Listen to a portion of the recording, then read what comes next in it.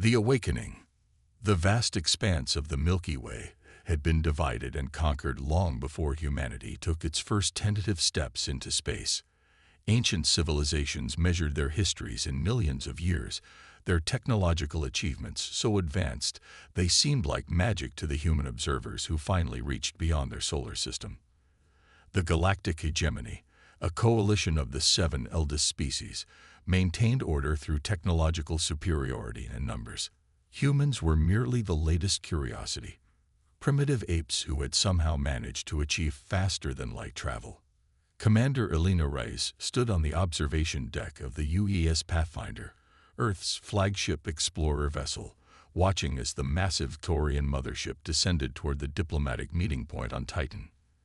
The Saurians, with their crystalline exoskeletons and 6 manipulator limbs, were humanity's first official contact with the hegemony, assigned as mentors to guide Earth's integration into galactic society. Their early, noted science officer Takumi Chen, his eyes narrowed with suspicion, and they've brought significantly more firepower than agreed upon. Elena nodded, a knot forming in her stomach. The Pathfinder sensors had detected at least 30 warships in high orbit around Saturn, despite the agreement specifying only 3 observer vessels. Commander, the communications officer called out, "We're receiving a transmission from the Xorian Overseer."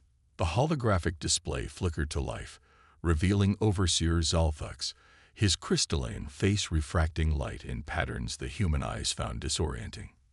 "Commander Reyes," the alien's voice resonated through the translator. "We have reviewed your species' history and determined that humanity represents an unacceptable destabilizing element in the sector. Your kind progresses too rapidly and exhibits dangerous tendencies toward independence. The Hegemony Council has authorized immediate containment protocols." Elena's blood ran cold. "Containment protocols? We've done nothing to warrant. Your existence is the warrant," the Xorian interrupted. "You will surrender your vessel and all Earth's defensive capabilities. Your species will be relocated to designated development zones where your technological advancement can be properly regulated." The communication ended abruptly, leaving the bridge in shocked silence. "They're activating weapons systems," reported the tactical officer, his voice cracking. Elena straightened her back. "Alert Earth. All personnel to battle stations. Initiate emergency protocol Icarus." Within minutes, the Pathfinder was accelerating away from Saturn, pushing its revolutionary quantum engines beyond safety parameters, while the Xorian fleet gave chase. Back on Earth, Dr. Maya Okonkwo received the emergency transmission in her underground laboratory beneath the Sahara. Maya was humanity's greatest scientific mind, a quantum physicist whose theories had revolutionized human understanding of the universe. For years, she had been working on a project in secret, suspecting that humanity's eventual contact with advanced species might not be as peaceful as hoped. "They're coming," she whispered to herself, watching the data streams from deep space sensors. She turned to her team. "Activate Project Prometheus. We need to deploy now." Across Earth, military installations mobilized with a speed that would have been impossible just years earlier. The planet's leaders, despite their political differences, enacted the Unity Protocol. An emergency coalition formed in anticipation of exactly this scenario. The Xorian fleet arrived in Earth orbit 3 days later, expecting to find a primitive world cowering in fear. Instead, they discovered something unprecedented. Earth had changed. Orbital platforms that hadn't existed days before now surrounded the planet, each pulsing with energy signatures that confused Xorian sensors. As their vessels approached, these platforms activated, projecting a web of quantum-entangled fields that interconnected in 3-dimensional space. On the Xorian command ship, Overseer Zalthux watched with growing confusion. What are they doing? These defenses weren't in any intelligence reports. His tactical officer's crystalline appendages clattered with agitation. "Overseer, we're detecting a quantum anomaly forming around the planet. It's unlike anything in our databases." On Earth, Maya stood in the control center of Project Prometheus, her hand steady as she manipulated the quantum interface. The human brain processes quantum information differently than any other known species, she explained to the unified Earth leadership. Our neural pathways allow us to perceive and manipulate quantum states in ways that their technology can't replicate or counter. The Xorian fleet opened fire, energy weapons lancing toward Earth's surface. But the quantum web surrounding the planet shifted, the destructive energy disappearing into microscopic folds in space-time, redirected through quantum tunnels. In a desperate move, the Xorians launched their planet killer, a devastating weapon designed to fracture a world's core. As it approached Earth, Maya smiled. "Now," she commanded. The quantum web collapsed inward, enveloping the Xorian weapon. For a moment, reality itself seemed to blur around it. Then, in a flash of impossible physics, the weapon vanished, only to reappear in the midst of the Xorian fleet, its countdown still active. Panic swept through the alien armada as ships frantically attempted to escape their own weapon. The resulting explosion destroyed half their fleet, leaving the survivors damaged and disoriented. Commander Reyes, who had returned with the Pathfinder just in time to witness the battle, opened a channel to the remaining Xorian ships. "This is Commander Elena Reyes of Earth. Your containment protocol has failed. We offer you a single chance to retreat and convey a message to your hegemony. Earth is not your colony. Humanity is not your subject. We will defend our sovereignty with all the means at our disposal." After a tense silence, the Xorian vessels began to withdraw, their once proud formation now a scattered retreat. In the aftermath, as Earth celebrated its unexpected victory, Maya sat alone in her lab, contemplating what she had unleashed. Humanity's unique ability to manipulate quantum reality had remained hidden from alien detection, a secret advantage that nobody had anticipated, not even the ancient hegemony with its millions of years of scientific advancement.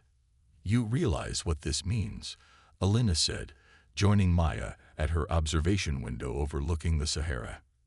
"The hegemony won't stop. They'll return with greater numbers, different tactics." Maya nodded. "Yes, but we've bought time and proven something important. They are not gods. Their technology is not magic. And despite their head start of millions of years, they've missed something fundamental about reality that humans can perceive." "So what now?" Elena asked. Maya's eyes reflected the stars visible through the reinforced skylight. "Now we prepare. We build. We unify. And we show the galaxy that humanity won't just survive among the stars. We'll reshape them." Across the galaxy, news of the Xorian defeat spread rapidly through subspace communications. In distant council chambers, ancient species debated with growing concern about the implications of a young race that could manipulate quantum reality in ways their own science couldn't explain. For the first time in countless millennia, the hegemony faced an uncertain future, and at its center was humanity, the unexpected variable in a previously stable equation. The Ascension. The Galactic Hegemony convened an emergency council on Centaurus Prime, the neutral diplomatic hub at the galaxy's core. Representatives from all 7 founding species gathered in the ancient Chamber of Stars, their forms varied and alien. The crystalline Xorians, the gaseous Morphini, the hive-minded Korathi, the energy-based Ixal, the multidimensional Vor, the aquatic Melosians, and the sentient plant collective known as the Arbora. High Chancellor Krevex of the Ixal, a being of pure energy contained within an ornate mechanical shell, addressed the assembly. "For 50 million years, we have maintained order in this galaxy. Never before has a nascent species challenged our authority so effectively. The humans must be eradicated," declared Xorian Overseer Zalfux, still bearing the disgrace of his failed containment mission. Their quantum manipulation abilities pose an existential threat to established galactic hierarchy. But Elderleaf Sona of the Arbora raised a vegetation-covered limb in objection. "Extermination is premature. The humans have demonstrated defensive capabilities only. We should study them further, perhaps even open genuine dialogue." The debate raged for days, but ultimately, the militant faction prevailed. The hegemony would assemble an unprecedented armada to eliminate the human threat before it could spread. Unaware of the death sentence being passed, humanity was working feverishly to prepare for the inevitable counterattack. Earth had united as never before, with former adversaries pooling resources and knowledge toward a common goal. Dr. Maya Okonkwo's quantum technology had been refined and expanded, with defensive platforms now protecting not just Earth, but the entire Sol system. Commander Elena Reyes, now Admiral of Earth's rapidly growing defense fleet, supervised the deployment of the first wave of starships equipped with quantum displacement engines. These vessels could effectively phase, partially out of normal space-time, making them nearly impossible to target with conventional weapons. The quantum network is operational throughout the system, reported Lieutenant Commander Chen, now Elena's executive officer. But we're detecting unusual activity at the heliopause. Something's coming. Elena studied the sensor readings. Not the hegemony fleet yet. This is different. Smaller. Almost. Cautious. The unidentified vessel emerged from FTL at the edge of the solar system, broadcasting on all frequencies. Its design was unlike any known hegemony craft. Organic curves merged with crystalline structures, suggesting a hybrid technology. "We're receiving a transmission," Chen announced. "It's requesting asylum."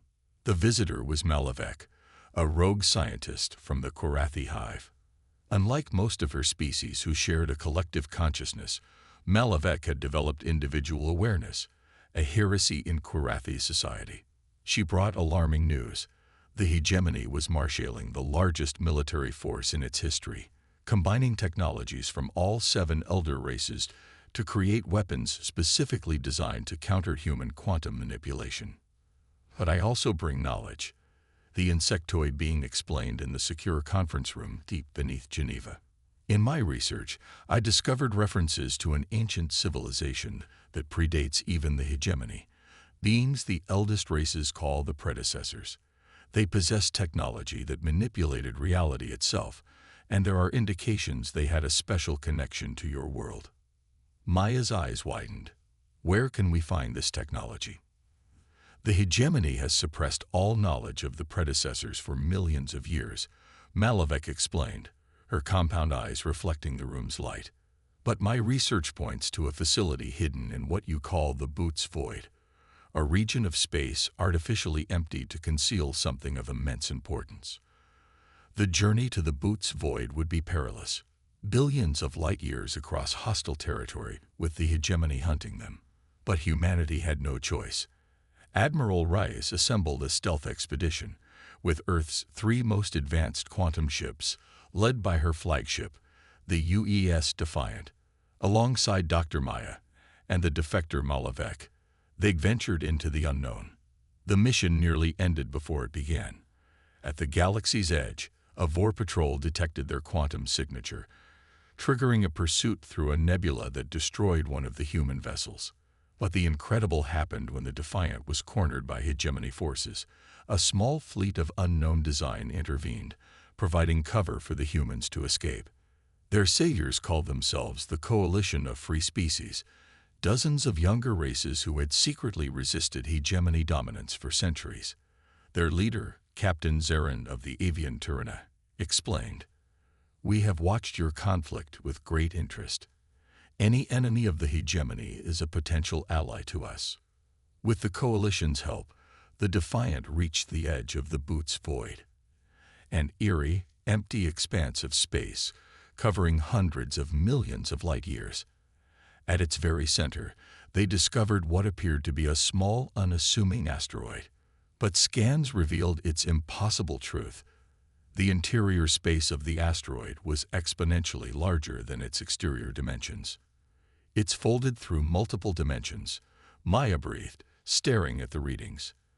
The technology to achieve this. Inside, they found a vast complex of alien design, flowing architecture that seemed to defy physics, with machines of purpose unknown to any living species. At its heart lay a chamber containing a single pedestal, upon which rested a small crystalline cube pulsing with internal light. The Nexus, Malavek whispered reverently. The predecessor's legacy, a key to the fundamental code of reality itself. As Maya approached the artifact, it responded to her presence, projecting symbols and equations that seemed to flow directly into her mind. She gasped, staggering under the weight of the knowledge. They were like us, she said in wonder. The predecessors, they were human, or at least our direct ancestors. They didn't go extinct. They evolved beyond physical form, and they left this for us to find when we were ready. Before they could fully process this revelation, alarms blared throughout the facility. The hegemony had found them. Outside, an armada of over 10,000 ships surrounded the asteroid, led by the 7 flagship vessels of each hegemony species. High Chancellor Krivex's voice echoed through all communication channels. Return what you have stolen and surrender for execution. There will be no further warnings.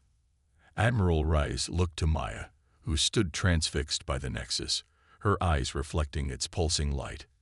Can you use it? Maya nodded slowly. It's not a weapon. It's something far more profound. It's a key to restructuring reality itself. The predecessors created it as a safeguard against exactly this kind of tyranny. The hegemony opened fire, their combined weaponry beginning to tear through the dimensional barriers protecting the facility. Time was running out. Maya placed her hands on the Nexus, and it responded immediately, the crystal spreading and flowing up her arms like liquid light. The knowledge of billions of years of evolution flooded her consciousness as she became a conduit for power beyond comprehension. Outside, the laws of physics began to warp. The massive hegemony fleet found their weapons firing backwards, their engines pushing them into each other, space itself becoming malleable and uncooperative. Panic spread through their ranks as ships collided or disappeared into suddenly appearing spatial folds. Through this chaos, Admiral Rise broadcast a message to every vessel. The era of hegemony domination ends today. A new coalition will govern this galaxy, one where all species, regardless of age or origin, have equal voice. Stand down, and you can be part of this future. Continue fighting, and you will be fighting reality itself. One by one, hegemony vessels began powering down weapons. Even the ancient races recognized the futility of struggling against forces that rewrote the fundamental rules of existence. Within hours, the most powerful empire in galactic history surrendered to humanity and its allies. In the aftermath, Maya emerged from the facility forever changed. The Nexus had transformed her into something more than human, a bridge between what humanity was and what the predecessors had become. Through her, the knowledge of the universe's first advanced civilization would guide the new coalition of species. What happens now? Alina asked as they stood on the Defiance observation deck, watching representatives from hundreds of species arriving for the first meeting of the new Galactic Council. Maya smiled, her eyes now containing galaxies. Now we fulfill our destiny. Humanity never evolved to be conquerors or subjects. We evolved to be architects, creators who can reshape reality itself. And with this power comes the responsibility to build something better than what came before. As the new council convened, representatives from the elder races took their places alongside the youngest species, equality enforced by the fundamental laws of reality itself. Humanity had not just survived its trial by fire, it had transformed the very galaxy in its image. Not through conquest, but through the unique human ability to imagine a different reality and then bring it into being. The stars themselves seemed to shine brighter as a new age began, one where the architects of reality guided the galaxy toward a future limited only by imagination itself.